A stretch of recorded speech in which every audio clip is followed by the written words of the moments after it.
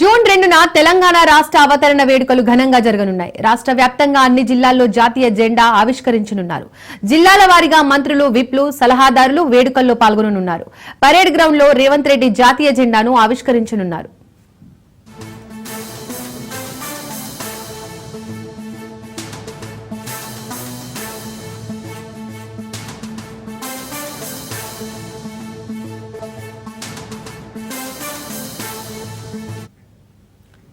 June 2న రాష్ట్ర అవతరణ దినోత్సవం సందర్భంగా వివిధ ప్రభుత్వ పథకాలు, కార్యక్రమాలను ప్రారంభించాలని తెలంగాణ సర్కార్ భావిస్తోంది.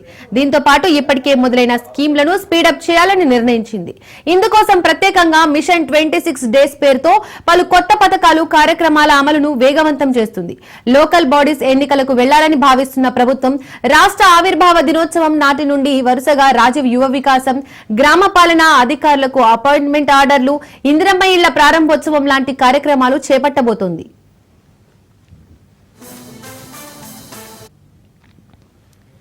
దీంతో పాటు రైతు భరోసా, పెండింగ్ నిధుల చెల్లింపునకు నిర్ణయం తీసుకుంది. జూన్ 3న రాష్ట్ర వ్యాప్తంగా భూ సమస్యల పరిష్కారం కోసం రెవెన్యూ సదస్సులు ప్రారంభించబోతుంది. అందులో భాగంగా రెవెన్యూ ఆఫీసర్ల సెలవులను రద్దు చేసింది. గ్రామాలకు కొత్త జీపీఓలను నియమించడంతో పాటు ఉద్యోగుల డిమాండ్లపైన ప్రభుత్వం నుండి ప్రకటన వచ్చే ఛాన్స్ ఉంది. రాష్ట్ర అవతరణ వేడుకలు, కొత్త పథకాల ప్రారంభం నేపథ్యంలో ఎమ్మెల్యేలంతా తమ నియోజకవర్గాల్లో ప్రజలకు అందుబాటులో ఉండాలని ప్రభుత్వం ఆదేశాలు జారీ చేసింది.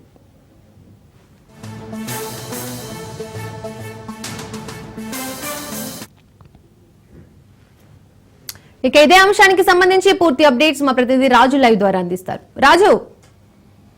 దీపిక, తెలంగాణ రాష్ట్ర ఆవిర్భావ దినోత్సవం అయినటువంటి జూన్ 2వ తేదీని ఘనంగా నిర్వహించాలని రేవంత్ సర్కార్ నిర్ణయించింది. దీనికి సంబంధించి ఇప్పటికే ఏర్పాట్లు కూడా ఒకవైపు చేస్తూనే మరొక వైపు ప్రభుత్వ కార్యక్రమాలను ప్రజల్లోకి తీసుకువెళ్లేందుకు సమాయత్తం అవుతా ఉన్నారు. ఇప్పటికే ఉన్న పథకాల అమలుతో పాటు కొత్త పథకాలను కూడా ప్రవేశపెట్టేందుకు రాష్ట్ర సర్కార్ సిద్ధమవుతోంది. దీనికి సంబంధించి ఇప్పటికే ఫీల్డ్లో ముఖ్యంగా గ్రామ స్థాయి నుంచి కూడా ఫీడ్బ్యాక్ తెప్పించుకొని ఇప్పటికే అమలవుతున్నటువంటి పథకాలను మరింత స్పీడప్ ఏ విధంగా చేయాలి, ఎక్కడెక్కడ లోటుపాట్లు ఉన్నాయి అనే వాటిపై ఇప్పటికే ప్రభుత్వంలో సమీక్ష కూడా నిర్వహించుకోవడం జరిగింది. దీనికి సంబంధించి ఒక మిషన్ 26 డేస్ పేరుతో అంటే 26 రోజుల పాటు కూడా ఈ యొక్క ప్రభుత్వ కార్యక్రమాలన్నింటినీ కూడా స్పీడప్ చేసి గ్రౌండింగ్ చేయాల్సిందిగా కూడా ఇప్పటికే మంత్రులకు కూడా ఆదేశాలు జారీ చేసిన నేపథ్యంలో జూన్ 2వ తేదీన తెలంగాణ ఆవిర్భావ దినోత్సవం నుంచి కూడా ఈ యొక్క కార్యక్రమాలన్నింటినీ కూడా గ్రౌండ్ లెవెల్లోకి వెళ్లేందుకు, ప్రజల్లోకి ముఖ్యంగా లబ్ధిదారులకు అందేందుకు చర్యలు తీసుకోవాలని చెప్పేసి కూడా ఇటు మంత్రులకు, ఇటు ఎమ్మెల్యేలకు ఇప్పటికే ముఖ్యమంత్రి రేవంత్ రెడ్డి ఆదేశాలు జారీ చేయడం జరిగింది. అధికారులకు కూడా ఇప్పటికే దీనికి సంబంధించి పలు కీలక సూచనలు కూడా చేయడం జరిగింది. జూన్ 2వ తేదీన ముఖ్యమంత్రి రేవంత్ రెడ్డి పరేడ్ గ్రౌండ్లో రాష్ట్ర అవతరణ దినోత్సవ వేడుకల్లో పాల్గొనబోతా ఉన్నారు. ఆయన ఇక్కడ జాతీయ జెండాను ఆవిష్కరించబోతా ఉన్నారు. అదేవిధంగా తెలంగాణ స్వరాష్ట్రం కోసం అమరులైనటువంటి అమరవీరులకు నివాళులు కూడా అర్పించబోతా ఉన్నారు. అదేవిధంగా హైదరాబాద్తో పాటు మిగతా 32 జిల్లాల్లో కూడా అధికారికంగా రాష్ట్ర అవతరణ వేడుకలు జరిపేందుకు రాష్ట్ర సర్కార్ ఇప్పటికే సర్క్యులర్ కూడా జారీ చేయడం జరిగింది. దీనికి సంబంధించి ఒక్కొక్క జిల్లాల్లో ఒక్కొక్క మంత్రి కానీ, అదేవిధంగా కొన్ని జిల్లాల్లో ఇటు కార్పొరేషన్ చైర్మన్లు కావచ్చు, ప్రభుత్వ విప్పులు కావచ్చు, ఆయా జిల్లాల్లో జెండా ఎగరవేస్తారని చెప్పేసి కూడా 32 జిల్లాలకు సంబంధించి ఇప్పటికే జాబితాను కూడా సిఎస్ రామకృష్ణారావు నిన్న విడుదల చేయడం జరిగింది.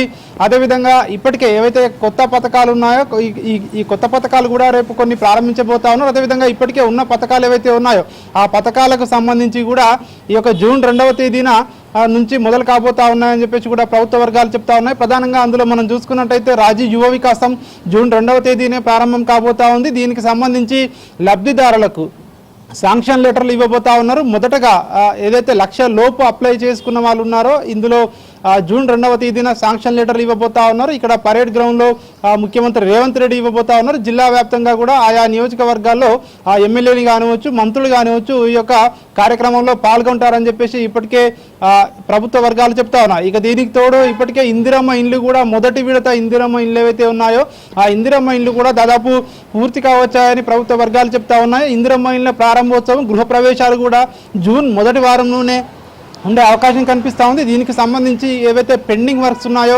పెండింగ్ వర్క్స్ కానివచ్చు, అదేవిధంగా పెండింగ్ బిల్ల క్లియరెన్స్ కావచ్చు, ఈ ఇందిరా మహిళలకు సంబంధించి కూడా ఆ పనులను స్పీడప్ చేయాలని చెప్పేసి ఇప్పటికే అధికారులకు ప్రభుత్వం ఆదేశాలు జారీ చేయడం జరిగింది. అదేవిధంగా ఇప్పటికే రైతు భరోసా చెల్లింపులు గత ఏదైతే సీజన్కు సంబంధించి రైతు భరోసా చెల్లింపులు ఇంకా కొన్ని పెండింగ్లో ఉన్నాయి. సో వాటి చెల్లింపునకు కూడా జూన్ మొదటి వారంలో ప్రభుత్వం ఆ పెండింగ్ కూడా క్లియర్ చేసే అవకాశం కనిపిస్తూ ఉంది. ఇక వీటికి తోడు ఇప్పటికే గ్రామ సదస్సులు ఏవైతే రెవెన్యూ సదస్సులు ఏవైతే ఉన్నాయో ఇప్పటికే పైలట్ మండలాల్లో రెవెన్యూ సదస్సులు నిర్వహిస్తూ ఉన్నారు. జూన్ 3వ తేదీ నుంచి కూడా రాష్ట్ర వ్యాప్తంగా కూడా అన్ని మండలాలలో అన్ని మండల కేంద్రాల్లో రెవెన్యూ సదస్సులు నిర్వహించాలని ప్రభుత్వం ఇప్పటికే నిర్ణయించడం జరిగింది.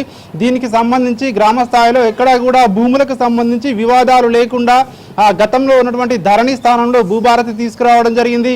ఈ భూభారతి ద్వారా కూడా ఎక్కడా కూడా సమస్యలు లేకుండా జీరో వచ్చేంత వరకు కూడా అన్నిటికీ కూడా పరిష్కారం చూపించడమే లక్ష్యంగా కూడా ప్రభుత్వం పనిచేస్తుందని చెప్పేసి కూడా ఈ యొక్క ప్రభుత్వ వర్గాలు చెప్తా ఉన్నాయి. దీనికి సంబంధించి సదస్సులు కూడా నిర్వహించేందుకు ప్రభుత్వం సమాయత్తం అవుతా ఉంది. ఇక ఇవి కాకుండా ఇప్పటికే గ్రామాలకు సంబంధించి కొత్త జీపీఓలను ఇప్పటికే నియమించడం జరిగింది గ్రామాల వారీగా కూడా.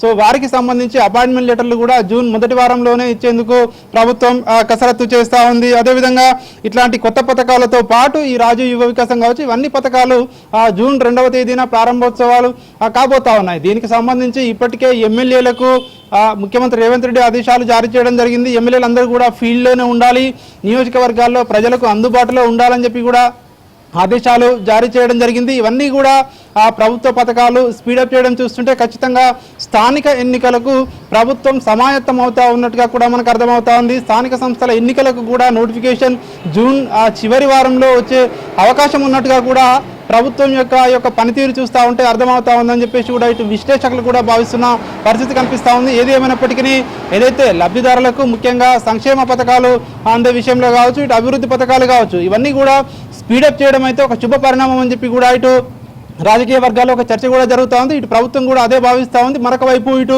మంత్రివర్గ విస్తరణ కూడా మొదటి వారంలో ఉండే అవకాశం ఉన్నట్టుగా కూడా ఇటు ఇప్పటికే ఏఐసిసి నుంచి కూడా వార్తలు కూడా వస్తూ ఉన్న నేపథ్యంలో ప్రభుత్వం అయితే ఈ యొక్క పథకాలకు సంబంధించి పనులకు సంబంధించి స్పీడప్ చేసిన పరిస్థితి మనకు కనిపిస్తూ ఉంది. జూన్ 2వ తేదీ నుంచి కూడా ఉన్న పథకాల స్పీడప్తో పాటు కొత్త పథకాల అమలు అవన్నీ కూడా ప్రజలకు అందుబాటులో ఉండేందుకు ఎమ్మెల్యేలందరూ కూడా ఇటు ఫీల్డ్లోనే ఉండడము, అదేవిధంగా ఇటు అధికారులకు ఇప్పటికే రెవెన్యూ అధికారులకు ఇటు సెలవులను కూడా ప్రభుత్వం రద్దు చేయడం జరిగింది. ఎందుకంటే జూన్ 3వ తేదీ నుంచి కూడా ఇప్పటికే ప్రభుత్వం ఒక డేట్ కూడా నిర్వహించడం జరిగింది. రెవెన్యూ సదస్సులు నిర్వహించాలని చెప్పి దీనికి సంబంధించి కూడా ఇటు వాళ్ళకు రెవెన్యూ ఎంప్లాయీస్కి ఇప్పటికే లీవ్లను కూడా రద్దు చేసిన పరిస్థితి మనకు కనిపిస్తూ ఉంది. ఇవన్నీ చూస్తూ ఉంటే ప్రభుత్వం స్థానిక సంస్థల ఎన్నికలకు వెళ్ళబోతా ఉంది. దానికి సంబంధించి సమాయత్తం అవుతా ఉన్నట్టుగా కూడా మనకు ఇవన్నీ పరిణామాలను బట్టి చూస్తే అర్థమవుతా ఉంది.